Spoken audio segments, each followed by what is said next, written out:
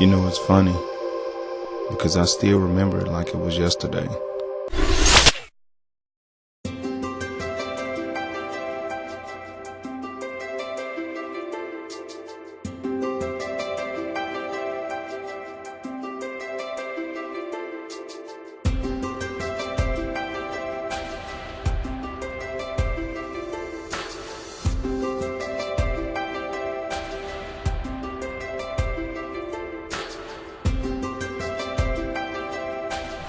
I realized that I was breaking tradition, but I just had to see her once more.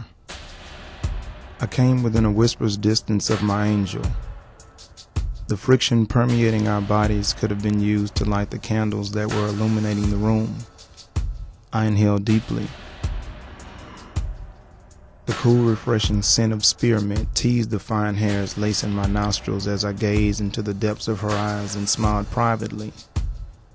You see, I knew beyond any shadow of a doubt that this woman truly loved me, but yet and still, I just didn't think I was ready.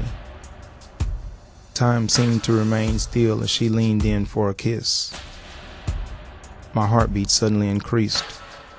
I refused to reveal the fact that I was nervous, therefore I stood as a man attempting to conceal those thunderous movements that were hidden underneath my crisp white button-down.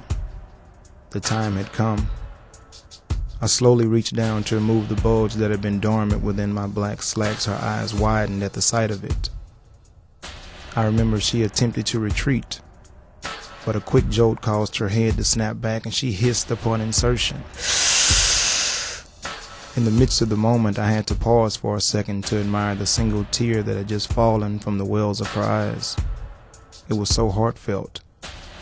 I'm not trying to brag or anything, I just knew that I was taking her to a place she had never gone before, but yet and still, I just didn't think I was ready. A subtle moan escaped, softly caressing my eardrum, thus stroking my ego. With every movement, I began to feel the river of warmth flowing from her body. My thrust deepened shortly thereafter.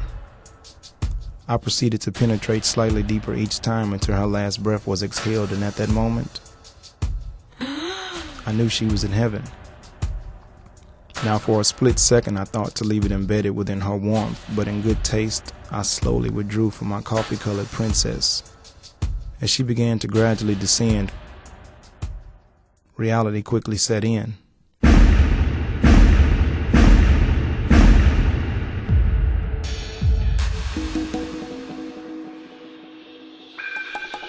As I released the knife that had just made love to her, the blade hit the ground several times before becoming stationary on the hardwood floor.